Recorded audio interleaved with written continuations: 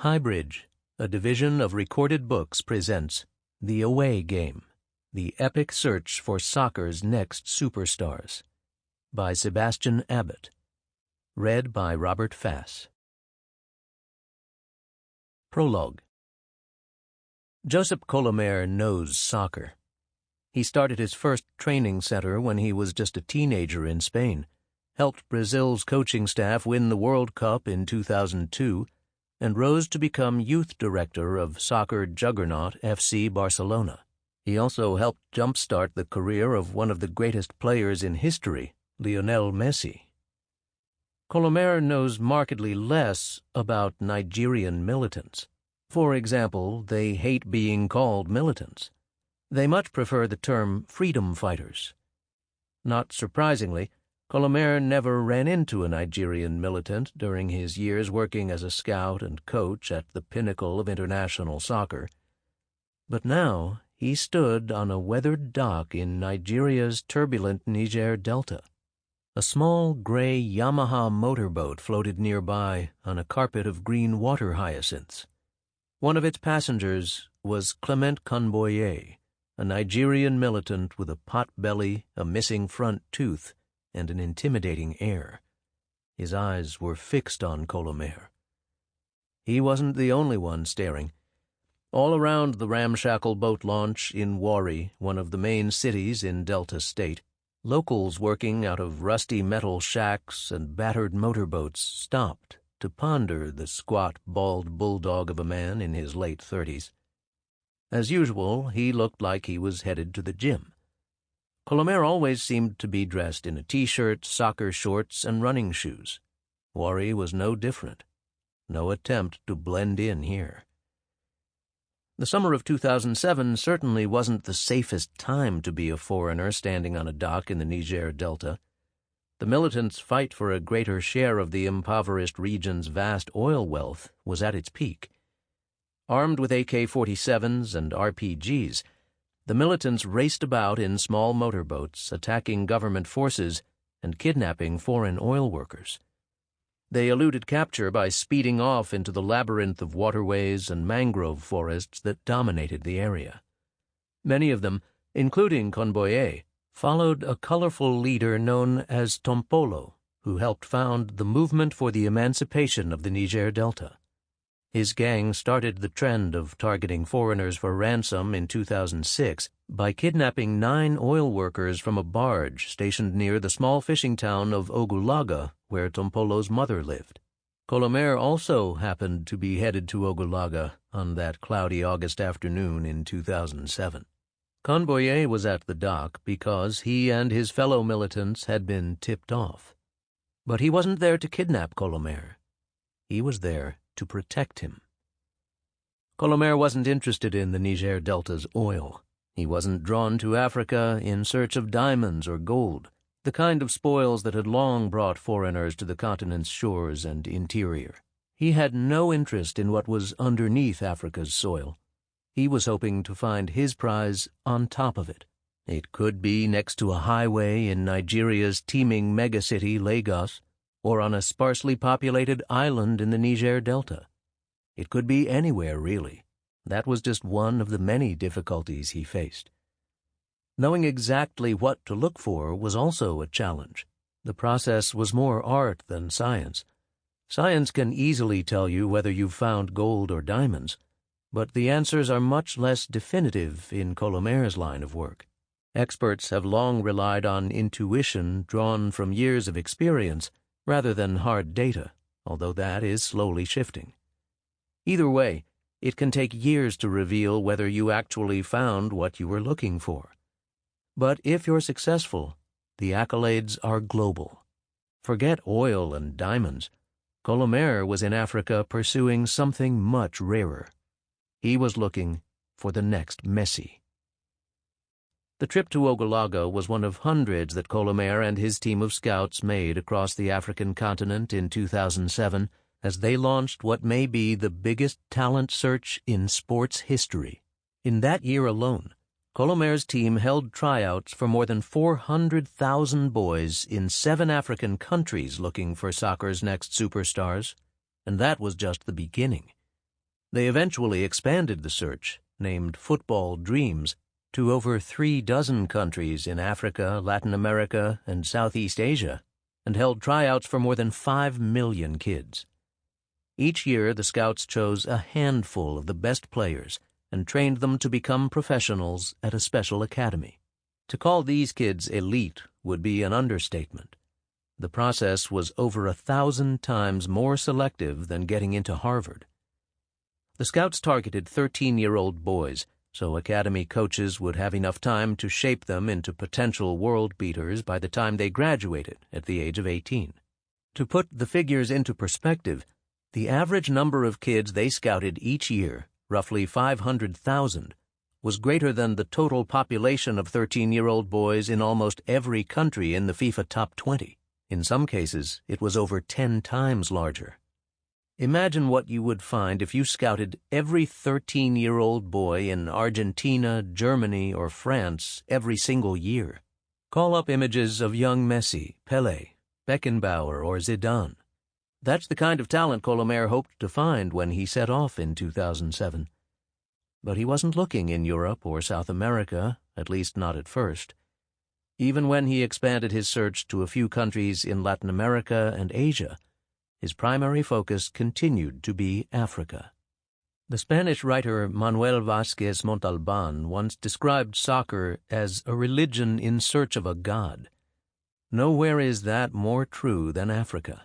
There might be a few countries in the East known more for their world-class runners, but soccer is worshipped almost everywhere else with unbending faith, especially by the continent's children.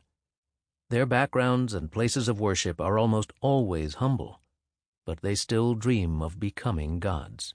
If you walk along the Corniche in Senegal's capital of Dakar and gaze down from the rocky cliffs, you'll see dozens of barefoot men and boys on a narrow strip of beach battling in the late afternoon like it's a Champions League final. Dressed in knockoff jerseys from their favorite European teams, they fire the ball at their version of a goal, a pair of old tires half buried in the sand. It's a race against time to see how long they can play before the incoming tide washes away their pitch, although the water is by no means out of bounds. They run into the ocean and flick the ball out of ankle-deep water with consummate skill, their bodies silhouetted against the setting sun. Scenes like this abound across the African landscape. In the continent's increasingly crowded cities, kids squeeze into whatever space they can find to grab a game. They set up bamboo goals under a busy highway overpass in Lagos. They weave around sharp-edged tombstones in a red dirt cemetery in Accra. They apologize for overturning plates of small red tomatoes and blackened fried fish in a busy Abidjan market. Kids living in Africa's vast rural areas have it a bit easier, at least when it comes to finding a patch of sand to call their own. But then there's the issue of coming up with a ball. Kids often make do with whatever they have: a wad of plastic bags tied together with string, a bundle of clothes, or an empty water bottle. The conditions might be basic, but the touch, instinct, and athletic ability young African players develop through thousands of hours of practice can be otherworldly. In fact, researchers believe it's precisely these kinds of pickup games that help make Brazilian players so good. They train the body, but even more important, they transform the brain. The number of hours spent playing with friends in the street or on a patch of sand has proven to be a key factor in whether a player can cut it at the professional level. It's no surprise, then, that Africa has produced some of Europe's biggest soccer stars in recent years, including Cameroon's Samuel Eto'o and Ivory Coast's Didier Drogba and Yaya Toure. European clubs have relied on African players since the colonial era, but the number migrating to Europe and elsewhere has ballooned over the past 20 years as money has poured into professional soccer and the sport has become increasingly globalized. Africans now make up nearly 10% of the players in England's Premier League and have spread to every other major league across the globe, including Major League Soccer in the United States. Clubs have paid hundreds of millions of dollars to acquire the best African players, and prices have been spiking. The Senegalese forward Sadio Mané became the most expensive African player in history in 2016, when Liverpool paid £34 million to acquire him from Southampton. Colomer believed that the African players making headlines were just the tip of a massive iceberg of talent, and that much of the continent remained overlooked. By casting a wide enough net across Africa, he believed he could uncover players who could become soccer's next superstars. That's why he was standing on a dock in the Niger Delta in August 2007. But things weren't going as planned.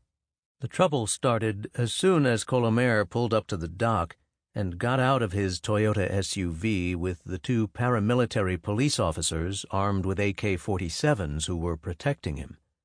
The policeman had been arranged by Colonel Sam Ahmedou, a retired Army officer who served as the Football Dreams country director in Nigeria.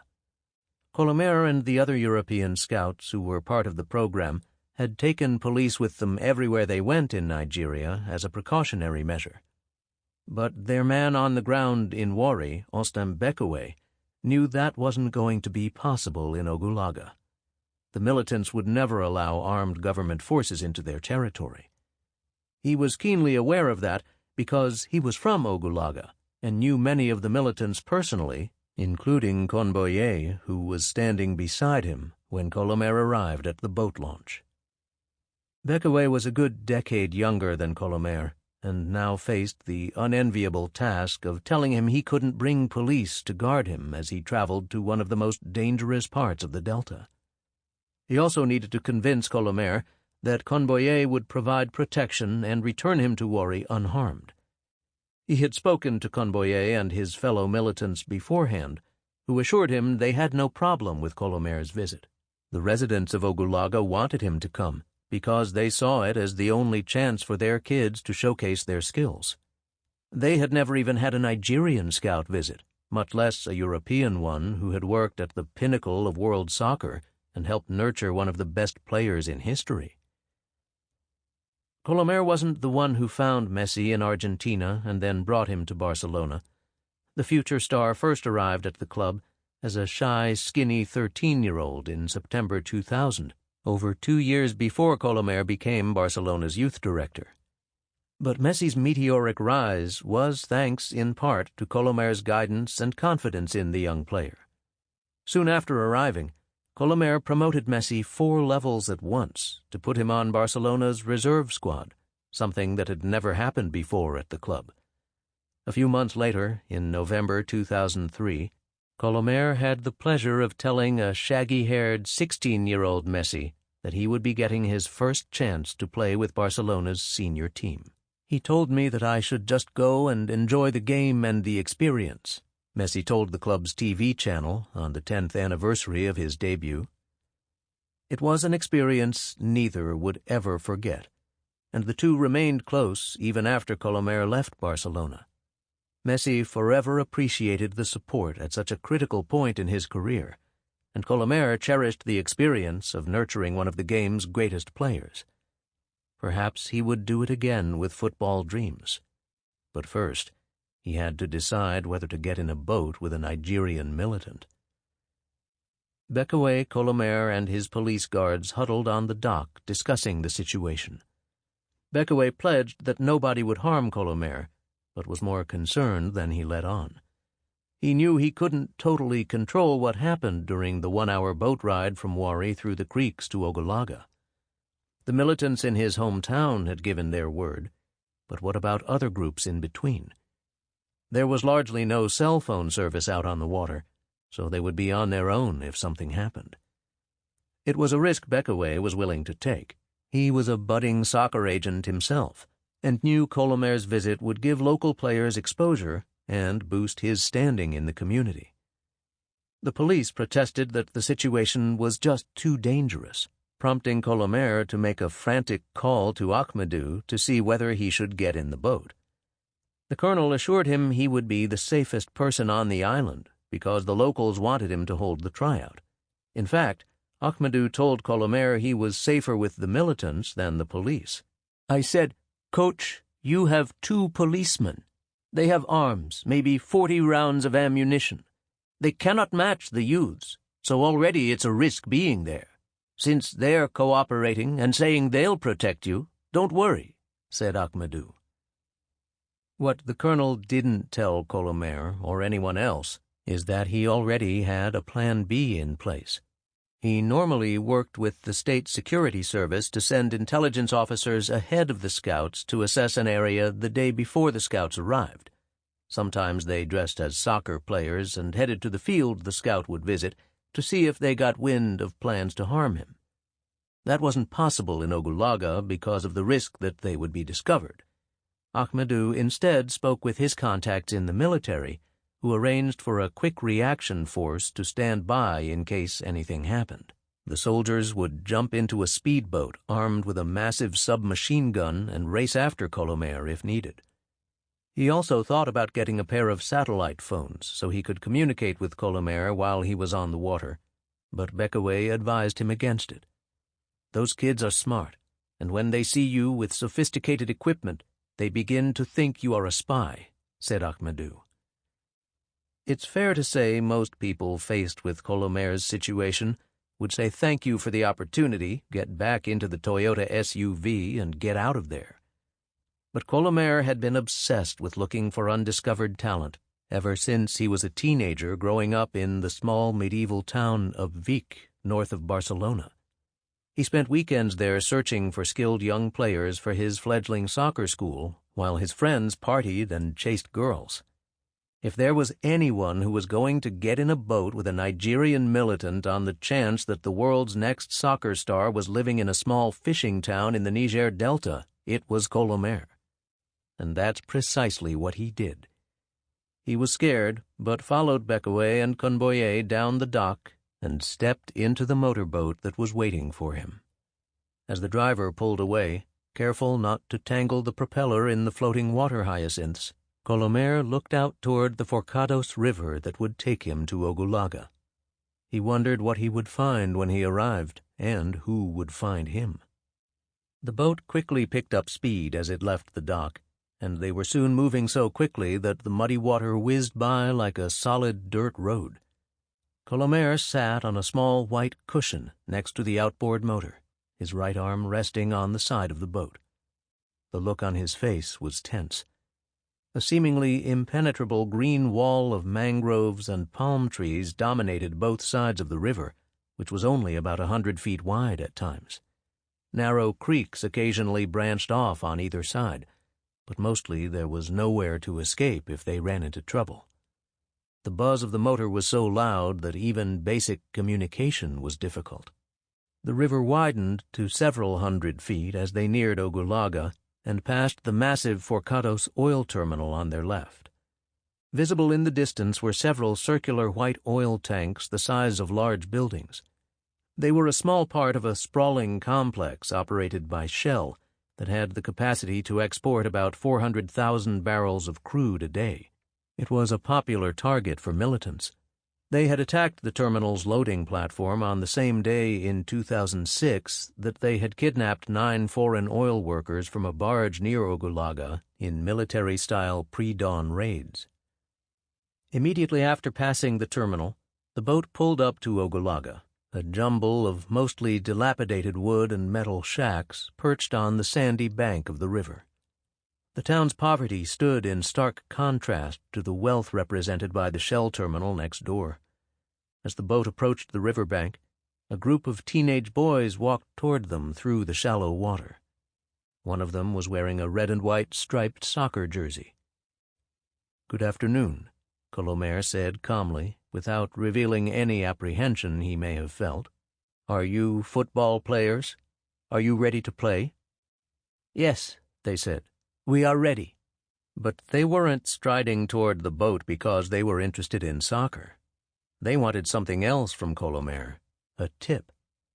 The kids normally offered to carry passengers to the bank on their backs so they wouldn't get their shoes wet. In return, they hoped for a few Nigerian naira. But Colomer wasn't worried about wet feet. "He just jumped into the water with his tennis shoes on," said Bekaway. "That's to show the commitment. He was ready." Beckaway and Conboyer led Colomer from the riverbank into the heart of town, following dirt paths that snaked through Ogulaga. A couple dozen kids trailed behind them, curious about the white man who had made such an unexpected visit. Most of the buildings they passed were rusty shacks made out of corrugated metal that reached baking temperatures during the hottest months. They crossed makeshift wooden bridges over small canals clogged with trash. The air was filled with the pungent odor of frying fish, one of the main staples in Ogulaga. They were late, so the kids whom Colomer had come to see had been waiting for hours at the community field in the center of town for their tryout. They weren't the only ones who had showed up. When Colomer arrived, he saw spectators of all ages crowded around the pitch, a sea of green surrounded by metal shacks strung with drying laundry. The organizers had even set up a tent so old men could sit in the shade and watch. Normally, the tryouts observed by Colomer across Africa that year included 176 players each, enough for 16 11-a-side teams that would play a total of 8 25-minute games. Colomer and the other scouts would pick the best 50 players from each country out of this pool and invite them to the capital for a 4-day trial.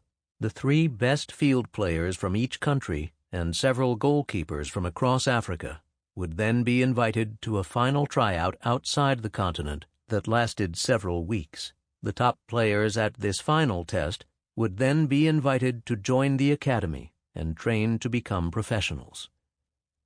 Setting up these tryouts required nearly 6,000 local volunteers in Africa, about the same number of people needed to operate an aircraft carrier. Many of the volunteers were local coaches who ran the thousands of small informal soccer schools that dot neighborhoods across Africa.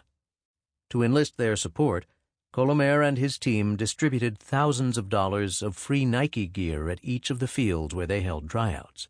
Volunteers were also given a free trip overseas if one of their boys was selected for the final tryout, a big perk since many had never traveled outside their countries before. Football Dreams was like nothing the soccer world had ever seen, and not simply because of its size. Soccer has long been called the global game, but the program took globalization to an almost absurd new extreme. For Football Dreams is not simply a story of European scouts chasing future African stars. It's also a tale of rich Arab sheikhs who play soccer on their palace grounds, South American wonder kids who grow up to become legends, and small-town European fans worried about the takeover of their little local club. The combination of these disparate worlds made Football Dreams one of the most radical experiments in sports history. It was up to Colomer to find a small number of African boys who were good enough to make the experiment work. He would make soccer history if he succeeded. So would the boys he found. In Ogulaga, Beckaway couldn't quite assemble 176 players for the tryout, even though he had paid for several dozen kids from neighboring communities to take boats to the town. The players who had showed up were a hodgepodge. Some wore proper soccer gear, complete with cleats. Others were barefoot or planned to play in their socks. The field turned out to be a great equalizer. From a distance, the grass looked a little overgrown but fairly inviting. Closer inspection revealed a swampy bog. It was the rainy season in Nigeria, and water had flooded the pitch. The goal mouths sported small ponds that ducks used to bathe when the field wasn't in action. The players who took the field wore reversible Nike training bibs that were several sizes too large for many of the kids. They battled against each other and the conditions on the field in an attempt to impress Colomer. It wasn't easy. An encouraging dribble could be stopped dead by a pool of water, knocking the player off balance and into the mud at the same time. A key skill was being able to flick the ball out of this standing water to get the game restarted, not something you see youth players at Barcelona practicing. The conditions showed just how difficult it could be for Colomer and his team of scouts to evaluate a player's true level of skill at some of the fields across Africa. But Colomer was intent on casting his net as wide as possible. there was no way to know where the next Messi might be hiding. Part 1. Boys. Chapter 1. The Tornado.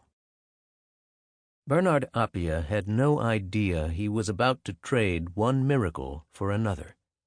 The pint-sized midfielder was sweeping the floor of his modest wooden church, Miracle Temple, in Ghana's crowded capital of Accra, when his coach came to tell him a foreign scout was expected in the neighborhood that morning to hold a tryout.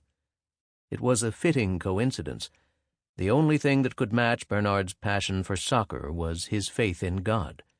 In fact, the church, a squat building with a gently sloping gable roof and fading light blue paint job, was more than just a church. It was basically Bernard's home. And his coach, Justice Oteng, a regular Bible teacher at the church, was like a second father. So when Oteng told him he should attend the tryout being held at a dusty public field in his neighborhood of Teshi, Bernard obediently grabbed his black and white Nike cleats and headed out the door. Bernard first began turning coaches' heads as a young child in the dirt courtyard of his school in Teshi. The large open space is an oasis for kids seeking an escape from the chaotic web of humanity and commerce outside. The area where Bernard grew up is dominated by a sea of small, ramshackle homes and shops made of wood, concrete, and metal. They're set along a maze of red dirt roads, shared by a tangle of cars, bikes, wooden carts, pedestrians, traders, chickens, and goats. Noxious green sewage seeps down some of the town's dirt alleyways. The assault on the senses is softened only slightly by the presence of an occasional palm tree. The ocean and its cooling breeze aren't far away, but it's easy to forget amid the bustle. From a young age, Bernard spent every minute he could at his schoolyard playing soccer, usually with his younger brother, Eric. They tried to play in the patch of dirt in front of their cramped two-room home, but the landlord always yelled at them. They would sprint off in the direction of the school, carrying the small plastic ball their parents had bought for them. Bernard constantly seemed to lose his, earning a scolding from his parents. They didn't have much money for such things. Like millions of Africans in recent decades, Bernard's parents, Noah Appia and Elizabeth Ansare, moved to the city from the country looking for a better life. They came from Ghana's central region, where their parents had been uneducated cocoa farmers. But life in Teshi proved harder than they anticipated. Bernard's father, who suffers from a persistent stutter, soon found work opportunities hard to come by in his newfound home. He and his wife had more education than their parents, but neither had finished high school. Noah worked at a clothing factory when Bernard was young, loading boxes onto trucks for the equivalent of about $40 a month at today's rates. The pay wasn't great, but he was occasionally able to bring home clothes for Bernard, Eric, and their younger sister Josephine. The company eventually laid off Bernard's father, and he spent months unemployed before finding a lower-paying job as a security guard at a local guest house. It was a tough time for the family.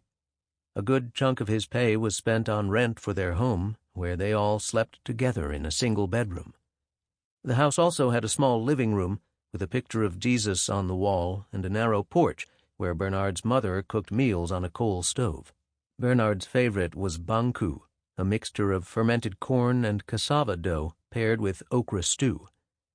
He would help out by fetching water in large plastic jugs, since their home didn't have a tap. When his mother wasn't cooking or cleaning, she sold second-hand clothes in the market to help pay for the kids' school fees and the occasional plastic soccer ball.